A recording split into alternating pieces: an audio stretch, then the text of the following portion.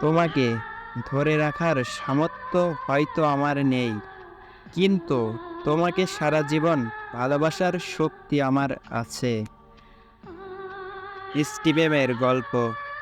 তোমার রাগের মধ্যে ভালোবাসা পাই, তাই তো তোমাকে এত রাগাই।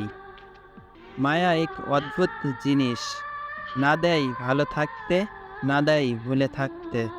ভালোবাসা মানে তার কাছে শুয়ে তাকে আদর করা নয়। ভালোবাসা মানে দূর থেকেও তার আত্মাকে স্পর্শ করা। মুখ ফেটে বলা কথা সবাই তো বোঝে, তবে প্রকৃত ভালো সেই তো বাসে, যে নীরবতার ভাষাও বোঝে। ভালোবাসা মানে তুমুল ঝগড়ার পরে কে আগে সরি বলবে তার অপেক্ষায় থাকা। খুশি থাকার অভিনয় করা যদি শিল্প হয়, তবে আমি এক অসাধারণ শিল্পী। যে মন থেকে কাউকে ভালোবাসতে জানে, সে সকল পরিস্থিতিতেই প্রিয় মানুষটির পাশে থাকতে পারে। মিস করলে যদি তোমার কাছে নোটিফিকেশন যেত, তাহলে তুমি একদিনও ঘুমাতে পারতে না। তোর জন্য আনতে পারি আকাশ থেকে তারা, তুই বললে বাঁচতে পারি অক্সিজেন ছাড়া। পৃথিবী থেকে লুটাতে পারি বন্ধু তোরই পাই। মিস কল দিও না, দিও তুমি কল, লাইন কেটে দিয়া করব আমি কল।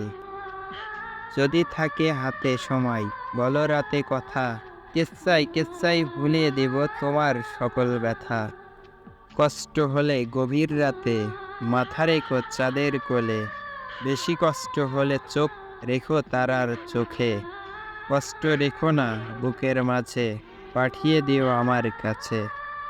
বাতিটা নিভিয়ে দিয়ে একা আমি আছি শুয়ে, পৃথিবী ঘুমাই মানুষেরাও ঘুম পায়, আমার কেন ঘুম পাই না? মনের নীল খামে প্রথম চিঠি তোমার নামে, তাও আবার মনে মনে পাঠিয়েছি মোবাইল ফোনে। পড়ে দেখো শেষ লাইন, মিস করছি all time, I miss you. চোখে আছে কাজল, কানে আছে দুল, ঠোঁটে যেন রক্তে রাঙানো ফুল।